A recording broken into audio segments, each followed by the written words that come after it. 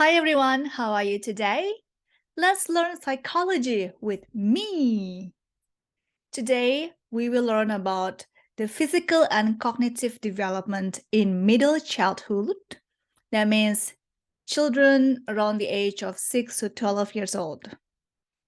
Let's get started. Physical development in middle childhood. I'm just going to read the summary from the textbook that I've been reading here. The growing body, slow but steady. Height and weight changes.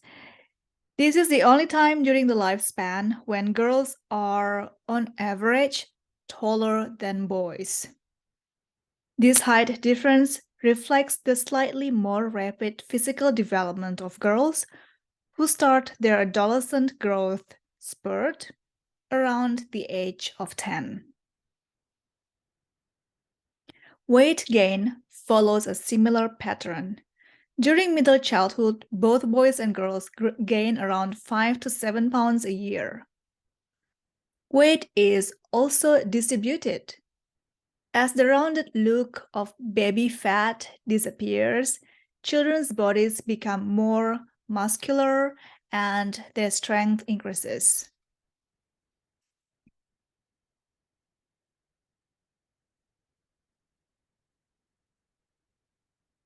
Motor development. Gross motor skills.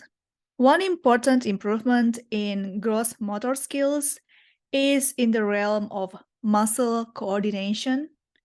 When watching a softball player pitch a ball past a batter to her catcher, a runner reached the finish line in a race or cat, the jump roper described earlier in the chapter. We are struck by the huge strides that these children have made since the more awkward days of preschool.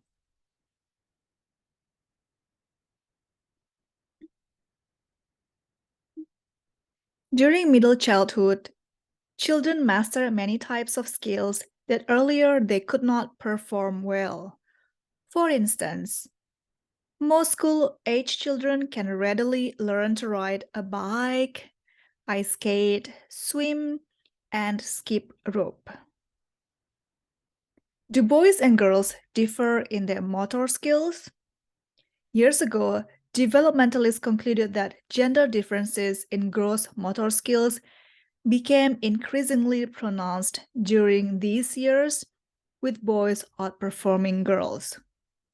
However, when comparisons are made between boys and girls who regularly take part in similar activities, such as softball, gender variations in gross motor skills are minimal. Why the change? Expectations perhaps played a role. Society did not expect girls to be highly physically active and told girls that they would do worse than boys in sports, and the girls' performance reflected that message. Today, however, society's message has changed, at least officially. Thank God. For instance, the American Academy of Pediatrics suggests that boys and girls should engage in the same sports and games, and that they can do so together in mixed gender groups. Gross motor skills. 6 years. Girls superior in accuracy of movement. Boys superior in more forceful, less complex acts. Can throw with the proper weight, shift, and step. Acquire the ability to skip. 7 years. Can balance on one foot with eyes closed. Can walk on a 2-inch wide balance beam without falling off. Can hop and jump accurately into small squares or hopscotch. Can correctly execute a jumping jack exercise. 8 years. Can grip objects with 12 pounds of pressure. Can engage in alternate rhythmical hopping in a 2-2, 2-3, or 3-3 pattern. Girls can throw a small ball, 33 feet. Boys can throw a small ball, 59 feet. The number of games participated in by both sexes is the greatest at this age. 9 years. Girls can jump vertically 8.5 inches over their standing height plus reach. Boys can jump vertically 10 inches. Boys can run 16.6 feet per second. Girls can run 16 feet per second. 10 years. Can judge and intercept directions of small balls thrown from a distance. Both girls and boys can run 17 feet per second. 11 years. Boys can achieve standing broad jump on 5 feet. Girls can achieve standing broad jump of 4.5 feet. 12 years. Can achieve high jump of 3 feet. Fine motor skills. Typing at a computer keyboard, writing in cursive with pen and pencil, drawing detailed pictures. These are some of the accomplishments that depend on improvements in fine motor coordination that occur during early and middle childhood. 6 and 7-year-olds can tie their shoes and fasten buttons. By age 8, they can use each hand independently. And by 11 and 12, they can manipulate objects with almost as much capability as they will show in adulthood. Why is that?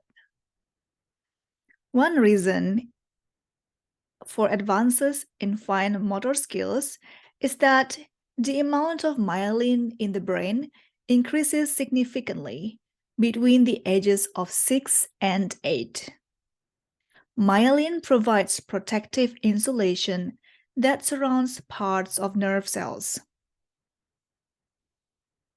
Because increased levels of myelin raised the speed at which electrical impulses travel between neurons, messages can reach muscles more rapidly and control them better. How about physical and mental health during the middle childhood? Well, kids sometimes get sick, but they are not immune to the specific cold germs or other germs that make them ill in the first place. Routine immunizations during childhood have produced a lower incidence of the life-threatening illnesses for children.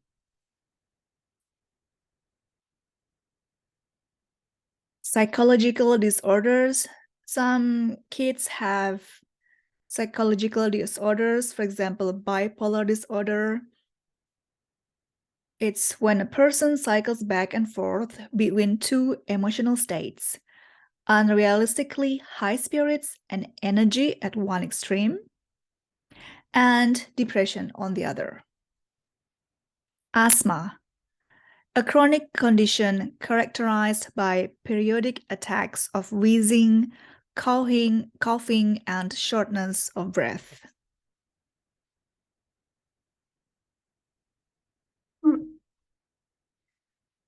Children with special needs, sensory difficulties in visual, auditory, and speech problems, visual impairment, A difficulty in seeing that may include blindness or partial sightedness. Auditory impairments can also cause academic problems, and they can produce social difficulties as well, since peer interaction takes place through informal conversation. Auditory impairment is a special need that involves the loss of hearing or some aspect of hearing. Speech impairment. Speech that deviates so much from the speech of others that it calls attention to itself, interferes with communication, or produces small adjustment in the speaker. Childhood onset fluency disorder or stuttering. Substantial disruption in the rhythm and fluency of speech, the most common speech impairment.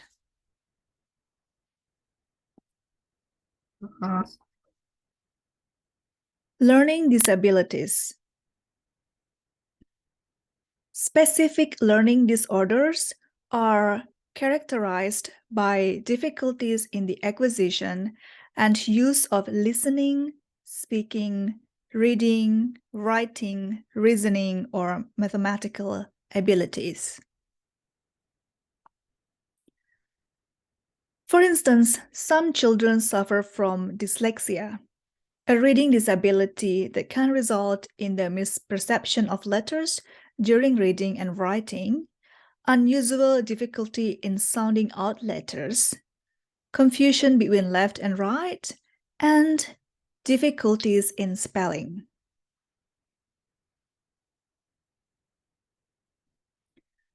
The causes of specific learning disorders in general are not well understood.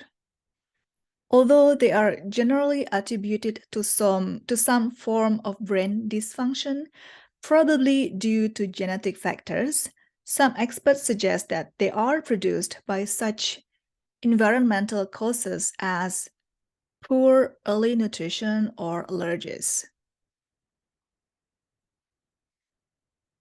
Attention deficit or hyperactivity disorder, or ADHD, is marked by inattention impulsiveness, a low tolerance for frustration, and generally a great deal for inappropriate activity.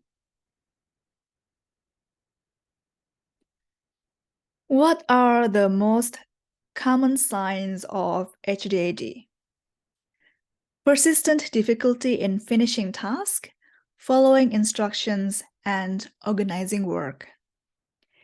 Inability to watch an entire TV program. Frequent interruptions of others or excessive talking. A tendency to jump into a task before hearing all the instructions. Difficulty in waiting or remaining seated. Fidgeting, squirming. The cause of ADHD are not clear. The causes are not clear, although some research finds that it is related to a delay in neural development. It may be that the thickening of the brain's cortex in children with ADHD lags 3 years behind that of children without the disorder.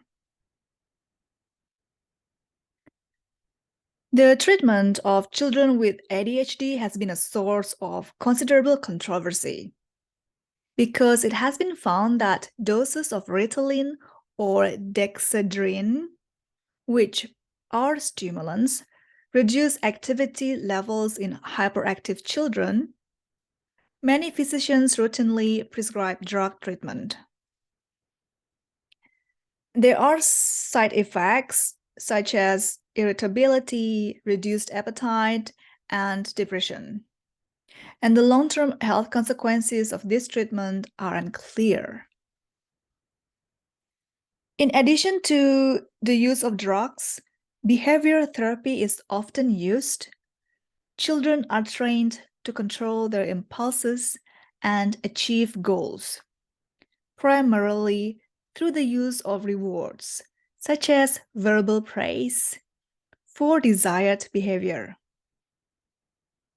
Additionally, teachers can increase the structure of classroom activities and use other class management techniques to help children with ADHD who have great difficulty with unstructured tasks.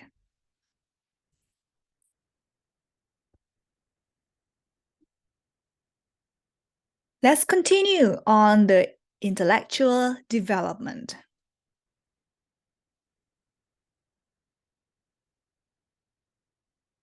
The rise of concrete operational thought. Piagetian approaches to cognitive development. The concrete operational stage, which occurs between 7 and 12 years of age, concrete operational stage, is characterized by the active and appropriate use of logic. Concrete operational thought involves applying logical operations to concrete problems. For instance, when children in the concrete operational stage are confronted with a conservation problem, such as determining whether a constant amount of liquid poured from one container to another container of a different shape stays the same, they use cognitive and logical processes to answer, no longer being influenced solely by appearance. They are able to reason correctly that since none of the liquid has been lost, the amount stays the same. They can take multiple aspects of a situation into account, an ability known as decentering. Decentering is the ability to take multiple aspects of a situation into account, as opposed to centering.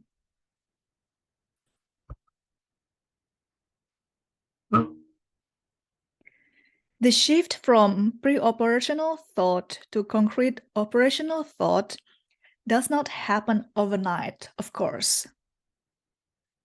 During the 2 years before children move firmly into the concrete operational period, they shift back and forth between pre-operational and concrete operational thinking.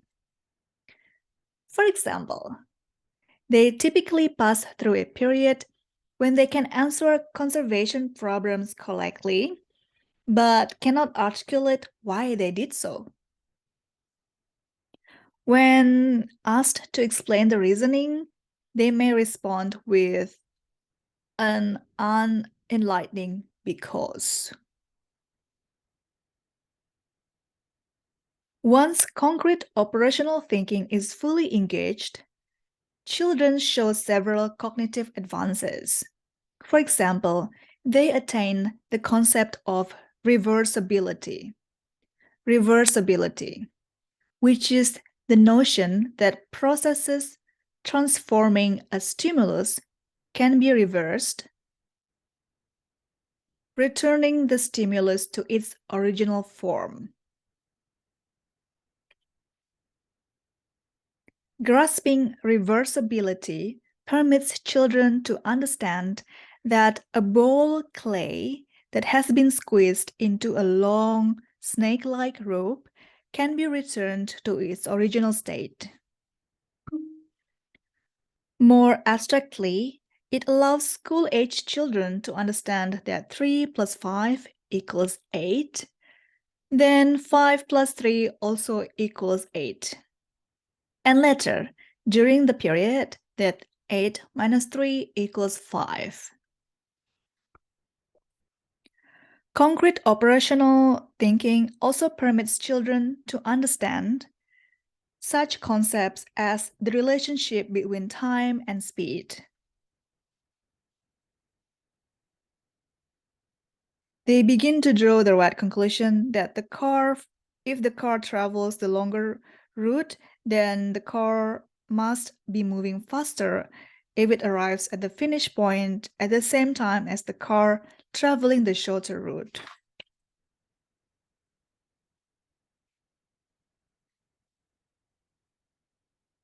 Despite the advances that occur during the concrete operational stage, children still experience one critical limitation in their thinking. They remain tied to concrete physical reality. They are unable to understand truly abstract or hypothetical questions or ones that involve formal logic. There are some critics, though, to Piaget's perspectives. Many researchers argue that Piaget underestimated children's capabilities, in part because of the limited nature of the mini experiments he conducted. He seems to also have misjudged the age at which children's cognitive abilities emerge.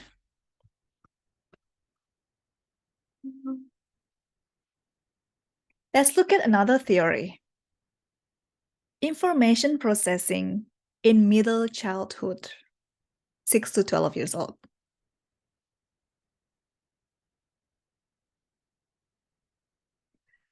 According to information processing approaches, children become increasingly sophisticated in their handling of information.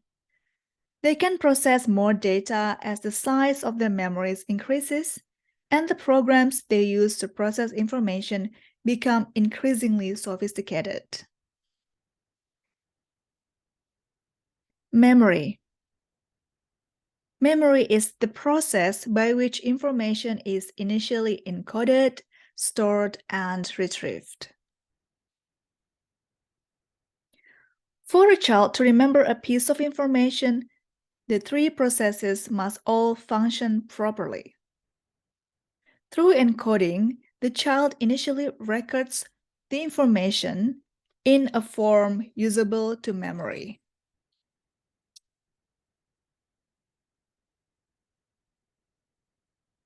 Children who were never taught that 5 plus 6 equals 11, who did not pay attention when they were exposed to this fact, will never be able to recall it.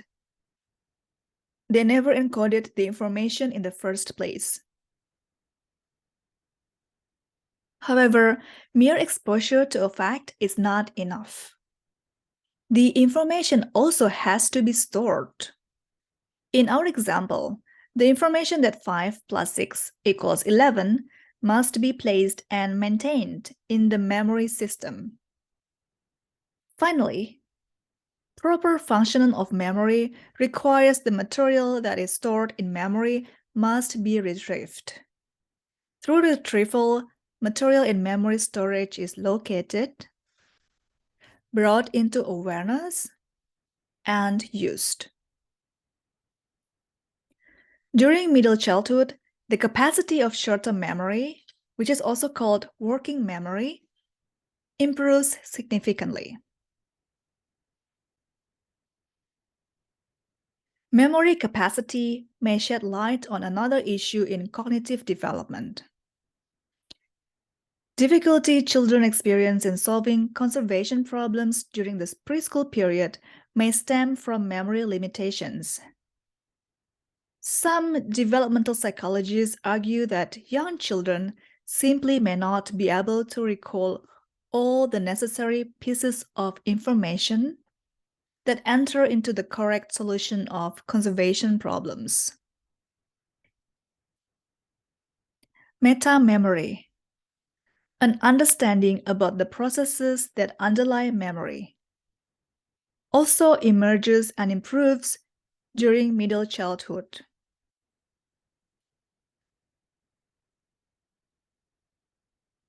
School-age children understand of memory better as they grow older, and they increasingly engage in control strategies, conscious, intentionally used tactics to improve cognitive processing. That's called control strategies. They also progressively make more effort to organize material into coherent patterns, a strategy that permits them to recall it better. At the same time, they also use mnemonics, which are formal techniques for organizing information in a way that makes it more likely to be remembered. Improving memory. Children can use keyword strategies to improve their memory. In the keyword strategy, one word is paired with another that sounds like it. For example, when learning a foreign language vocabulary, a foreign word is paired with a common English word that has a similar sound. The English word is the key word. Thus, to learn Spanish word for dog, pato, pronounced poto, the key word might be pot. For the Spanish word for horse, caballo, pronounced cobayo, the key word might be I. That's interesting. Once the keyword is chosen, children then form a mental image of the two words interacting with one another. Vygotsky approach to cognitive development and classroom instruction. Les Vygotsky, Russian developmentalist, proposed that cognitive advances, occur through exposure to information within a child's zone of proximal development, or ZPD, zone of proximal development. The ZPD is the level at which a child can almost, but not quite, understand or perform a task. It has been particularly influential in the development of several classroom practices based on the proposition that children should actively participate in their educational experiences. Thus, classrooms are seen as places where children should have the opportunity to experiment and try out new activities. According to Vygotsky, education should focus on activities that involve interaction with others. Both child-adult and child-child interactions can provide the potential for cognitive growth. For example, cooperative learning, in which children work together in groups to achieve a common goal, incorporates several aspects of Vygotsky theory. Reciprocal teaching is another educational practice that reflects Vygotsky approach to cognitive development. Reciprocal teaching is a technique to teach reading comprehension strategies. Students are taught to skim the content of a passage, raise questions about its central point, summarize the passage, and finally, predict what will happen next. A key to this technique is its reciprocal nature. Its emphasis on giving students a chance to take on the role of teacher. In the beginning, teachers led students through the comprehension strategies. Gradually, students progress through their zones of proximal development, taking more and more control over use of the strategies until the students can take on a teaching role. The method has shown impressive success in raising reading comprehension levels, particularly for students experiencing reading difficulties. Let's move on. Language development. Describe how language develops during middle childhood. During middle childhood, vocabulary continues to increase at a fairly rapid clip. The average 6-year-old has a vocabulary of 8,000 to 14,000 words, whereas the vocabulary grows by another 5,000 words between the ages of 9 and 11. School-age children's mastery of grammar also improves. For example, the use of the passive voice is rare during the early school-age years, as in the dog was walked by John, compared with the active voice, John walked the dog. However, certain phonemes, units of sound, remain troublesome. For example, the ability to pronounce J, V, th, and z, zit, zit, zh sounds develops later on than the ability to pronounce other phonemes. School-age children also may have difficulty decoding sentences when the meaning depends on intonation or tone of voice. For example, consider the sentence, George gave a book to David and he gave one to Bill. If the word he is emphasized, the meaning is George gave a book to David and David gave a different book to Bill. But if the intonation emphasizes the word and, then the meaning changes to George gave a book to David and George also gave a book to Bill.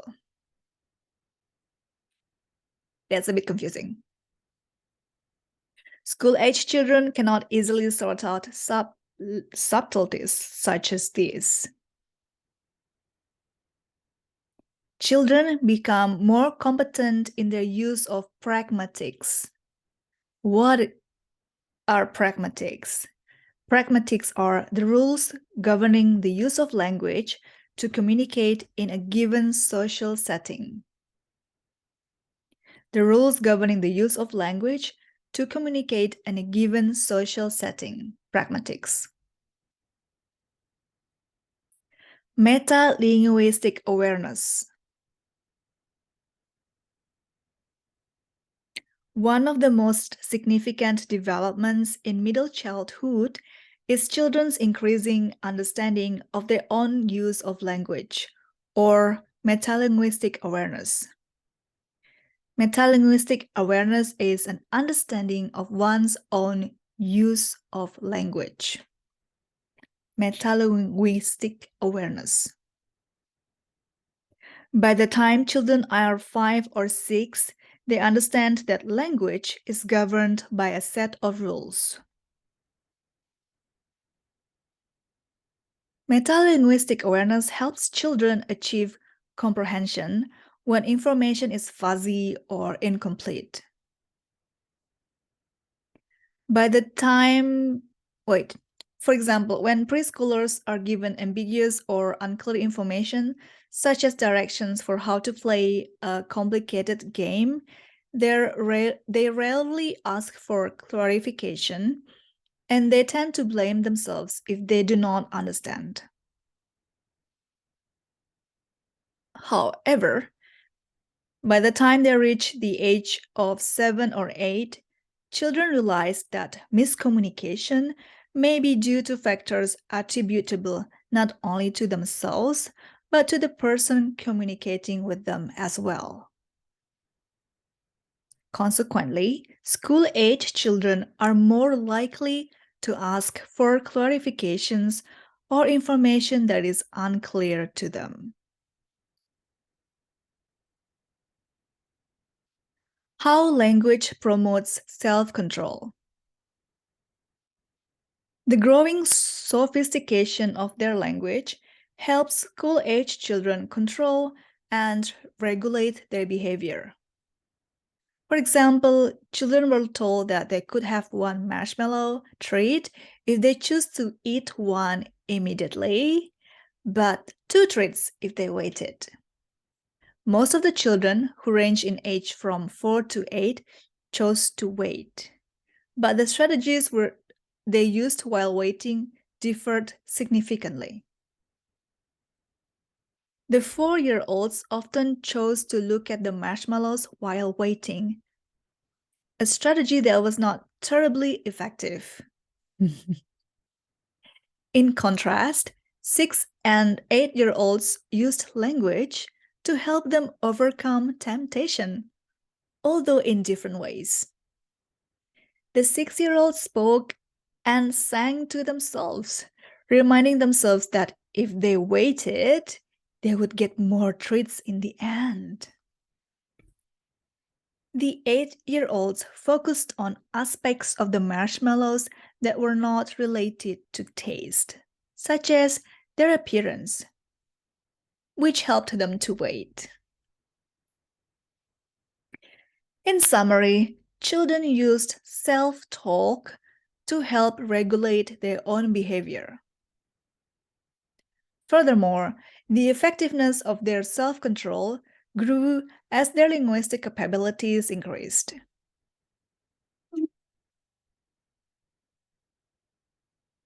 Bilingualism, speaking in many tongues. Bilingualism is the use of more than one language.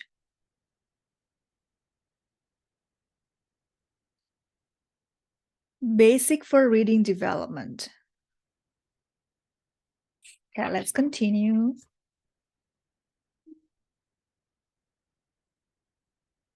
Reading. Learning to decode the meaning behind the words. Reading stage. The development of reading skills generally occurs in several broad and frequently overlapping stages. There are actually 5 stages here, stage 0 to stage 4. 0 to 4. In stage 0, which lasts from birth to the start of first grade, children learn the essential prerequisites for reading, including identification of the letters in the alphabet, sometimes writing their names and reading a few very familiar words, such as their own names or stop on a stop sign. Stage 1 brings the first real type of reading, but it largely involves phonological recording skill.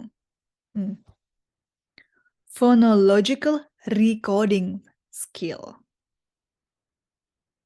At this stage, which usually encompasses the first and second grade, children can sound out words by blending the letters together.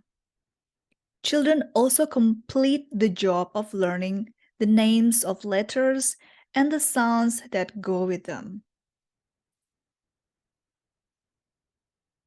Next, in stage 2, around second and third grades, children learn to read aloud and with fluency. However, they do not attach much meaning to the words because the effort involved in simply sounding out words is usually so great that relatively few cognitive resources are left over to process the meaning of the words. Next, stage 3 extends from 4th to 8th grade. Reading becomes a means to an end, or a way to learn. Whereas earlier reading was an accomplishment in and of itself, by this point in stage 3, children use reading to learn about the world. However, even at this age, understanding gained from reading is not complete. For example, one limitation children have at this stage is that they are able to comprehend information only when it is presented from a single perspective. The final period, stage 4. Children are able to read and process information that reflects multiple points of view. This ability, which begins during the transition into high school, permits children to develop a far more sophisticated understanding of material. This explains why great works of literature are not read at an earlier stage of education. It's not so much that younger children do not have the vocabulary to understand such works, it's that they lack the ability to understand the multiple points of view that sophisticated literature invariably presents. How should we teach reading? According to proponents of code-based approaches to reading, reading should be taught by presenting the basic skills that underlie reading. For example, the sounds of letters and their combinations, phonics, and how letters and sounds are combined to make words. They suggest that reading consists of processing the individual components of words, combining them into words, and then using the words to derive the meaning of written sentences and passages. On the contrary, there is another approach, a whole language approach. In whole language approaches to reading, reading is viewed as a natural process similar to the acquisition of oral language. According to this view, children should learn to read through exposure to complete writing. Sentences, stories, poems, lists, charts, and other examples of actual uses of writing. Instead of being taught to sound out words, children are encouraged to make guesses about the meaning of the words based on the context in which they appear. Through such a trial and error approach, children come to learn whole words and phrases at a time, gradually becoming proficient readers.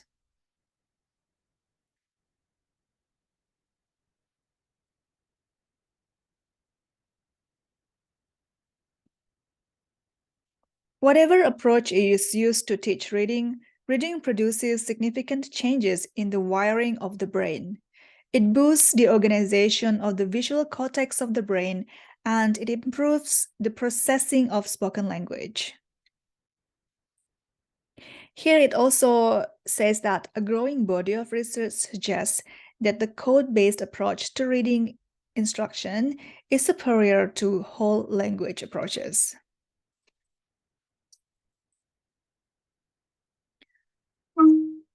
Cultural assimilation or pluralistic society. Cultural assimilation model is a model in which the goal of education is to assimilate individual cultural identities into a unique, unified American culture. This textbook is written by an American author. That's why there are many examples of American cultures here in the textbook. In the early 1970s, however, educators and members of minority groups began to suggest that the cultural assimilation model ought to be replaced by a pluralistic society model. It is the concept that American society is made of diverse, co-equal cultural groups that should preserve their individual cultural features. Fostering a bicultural identity. Bicultural identity means maintaining one's original cultural identity while integrating oneself into the dominant culture. The educators in America recommend that school systems encourage children to maintain their original cultural identities while they integrate themselves into the dominant culture. This view suggests that an individual can live as a member of two cultures with two cultural identities without having to choose one over the other.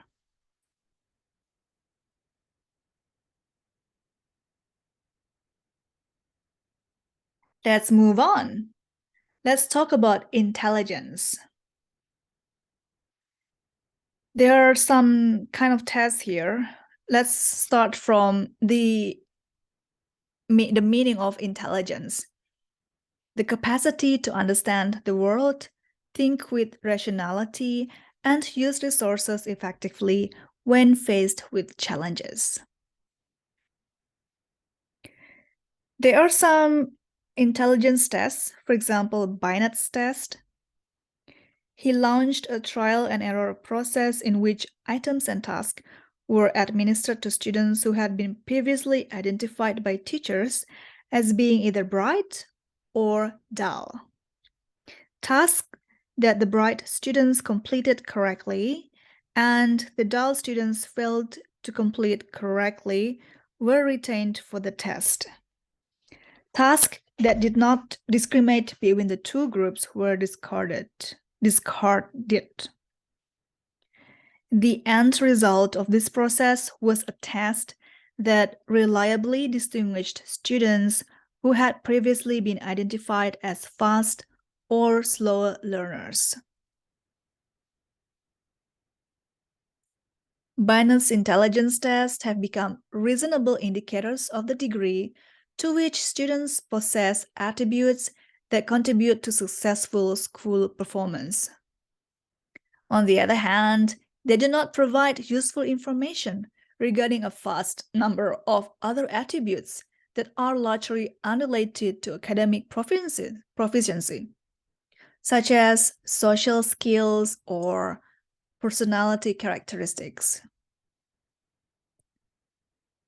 Binet developed a procedure of linking each intelligence test score with a mental age. Mental age is the age of the children taking the test who on average achieved that score. There are also other things here. Chronological or physical age. It is the actual age of the child taking the intelligence test, the actual age. Intelligence quotient, or IQ score, is a measure of intelligence that takes into account a student's mental and chronological age.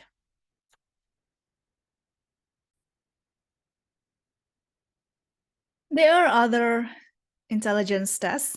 For example,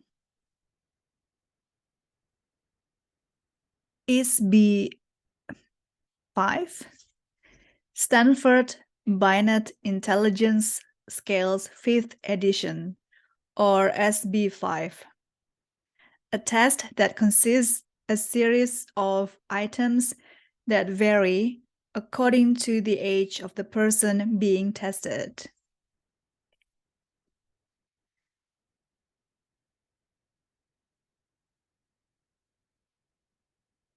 It is quite widely used. It began as an American version of the Binet's original test. For instance, young children are asked to answer questions about everyday activities or to copy complex figures. Older people are asked to explain proverbs, solve analogies, and describe similarities between groups of words. The test is administered orally, and test takers are given progressively more difficult problems until they are unable to proceed. Wechsler Intelligence Scale for Children, 4th edition, or WISC4. Wechsler Intelligence Scale for Children, 4th edition is an another widely used intelligence test. The test provides measures of verbal and nonverbal skills, as well as a total score. The test includes a variety of types of items, allowing for easier identification of any specific problems a test taker may have. For example, it has things like information, comprehension, arithmetic, similarities, digits symbol, picture completion, and object assembly. Another test is called Kaufman Assessment Battery for Children, second edition, KABC2. It takes a different approach from the other tests. In this KABC2, children are tested on their ability to integrate different kinds of stimuli simultaneously and to use step-by-step thinking. A special virtue of the KABC2 is its flexibility. It allows the person giving the task to use alternative wording or gestures, or even to pose questions in a different language in order to maximize a test taker's performance. It's more valid and equitable for children to whom English is a second language. What IQ tests don't tell. Alternative conceptions of intelligence. The intelligence tests used more frequently in school settings today are based on the idea that intelligence is a single factor, a unitary mental ability. This one main attribute has commonly been called G. The G factor, or intelligence factor, is assumed to underlie performance on every aspect of intelligence. It is the G factor that intelligence tests presumably measure. Many theories, however, dispute that the notion that intelligence is unidimensional. Some developmentalists suggest that two kinds of intelligence exist: fluid intelligence and crystallized intelligence. Fluid intelligence reflects information processing capabilities, reasoning, and memory. For example, a student asked to group a series of letters according to some criterion, or to remember a set of numbers would be using fluid intelligence. Another example is that for fluid intelligence, you have to solve a problem that you haven't encountered before. That means you have to use your skills, and because of that, you will gain new skills and knowledge. On the contrary, crystallized intelligence is the accumulation of information, skills, and strategies that people have learned through experience and that they can apply in problem-solving situations. A student would likely be relying on crystallized intelligence to solve a puzzle or deduce the solution to a mystery, in which it was necessary to draw on past experience. Crystallized intelligence is a kind of intelligence that you use when you have to solve a problem that you have actually seen that problem before, or you have encountered the same problem previously. You already gained the experience, the skills from solving that problem in the past. Therefore, when you face this new problem, you are already familiar with that problem. You use your experience and knowledge that you have gained from your previous experience, solving the other similar problems. That's called crystallized intelligence.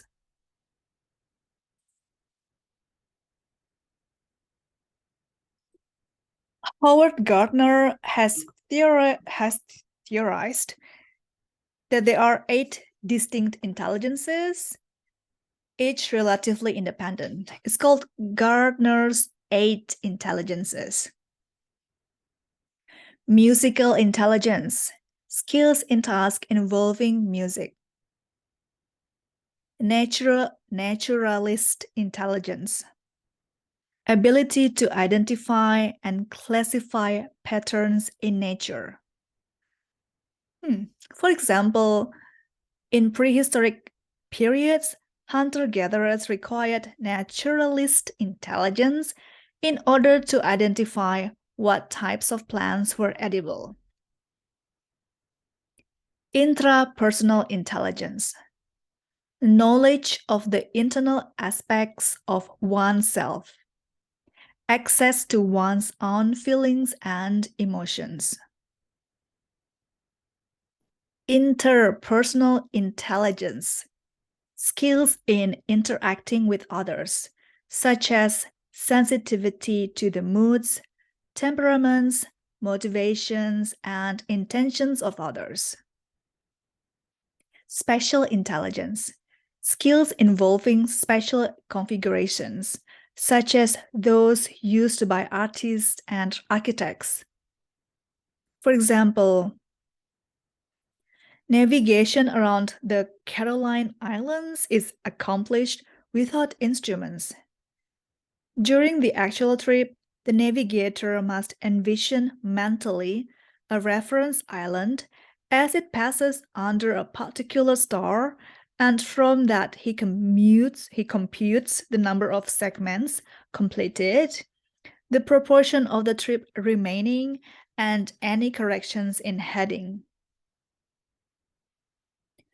Bodily kinesthetic intelligence, skills in using the whole body or various portions of it in the solution of problems or in the construction of products or displays, for example, exemplified by dancers, athletes, actors, and surgeons. Logical mathematical intelligence, skills in problem solving and scientific thinking. Linguistic intelligence, skills involved in the production and use of language. Let's see one thing here from Vygotsky. Russian psychologist Lev Vygotsky contended that assessment tasks should involve cooperative interaction between the individual being assessed and the person doing the assessment, a process called dynamic assessment. In short, intelligence is seen as being reflected not only in how children can perform on their own, but also in terms of how well they perform when helped by adults. Psychologist Robert Sternberg suggests that intelligence is best thought of the terms of information processing. He develops the triarchic theory of intelligence. According to the model, intelligence consists of three aspects of information processing.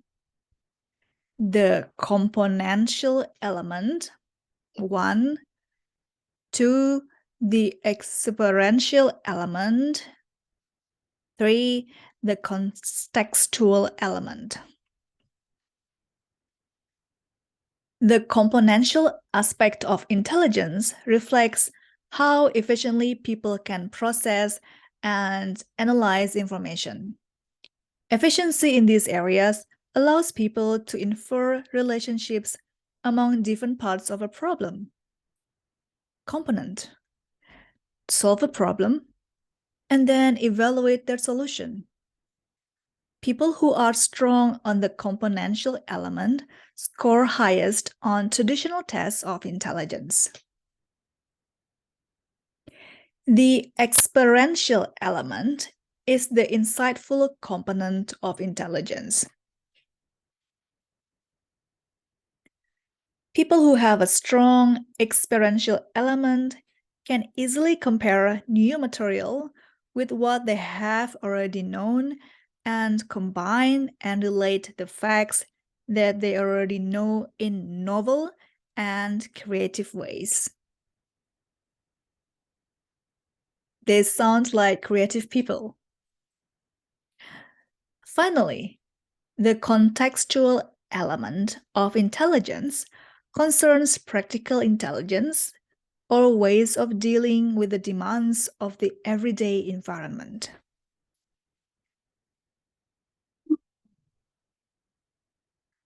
Let's continue. Group differences in IQ. Although the questions on traditional IQ tests are not so obviously dependent on test takers' prior experiences as our examples, they do reflect on people's prior experience. Cultural background and experience do have the potential to affect intelligence test scores.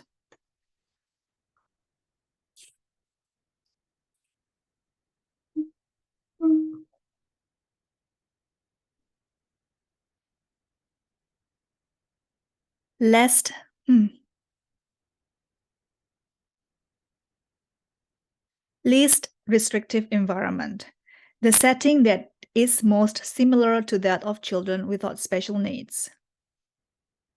Mainstreaming.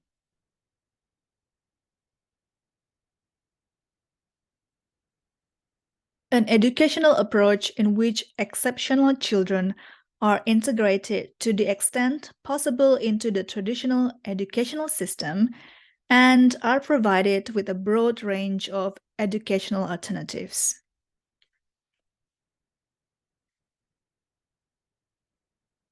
Below the norm, intellectual disability.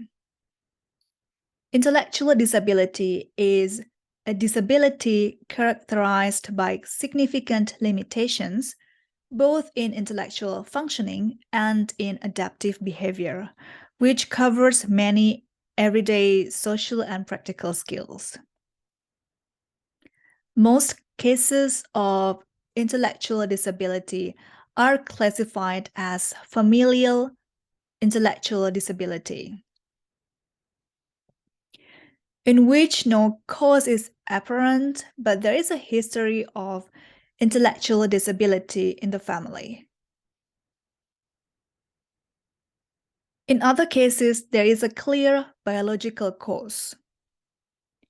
The most common causes are fetal alcohol syndrome, FAS, which is produced by a mother's use of alcohol while pregnant, and Down syndrome, which results from the presence of an extra chromosome.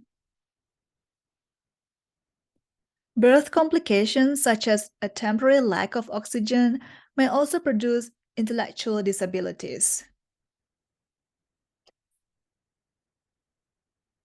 Although limitations in intellectual functioning can be measured in a relatively straightforward manner using standard IQ tests, it is more difficult to determine how to gauge limitations in other areas.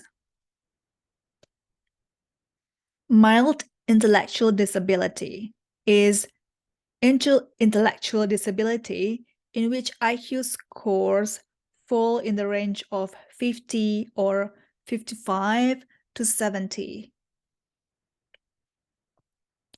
Moderate intellectual disability is the intellectual disability in which IQ scores range from around 35 or 40 to 50 or 55. Severe intellectual disability is the intellectual disability in which IQ scores range from around 20 or 25 to 35 or 40. Profound intellectual disability is the intellectual disability in which IQ scores fall below 20 or 25.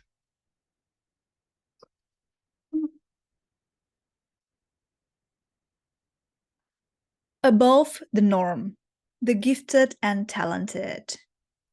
Gifted and talented are children who show evidence in high performance capability in areas such as intellectual, creative, artistic, leadership capacity, or specific academic fields. Enrichment is an approach through which students are kept at grade level, but are enrolled in special programs and given individual activities to allow greater depth of study on a given topic. Wow, we have learned so much today. Thank you so much for studying psychology with me. Thank you and see you next time.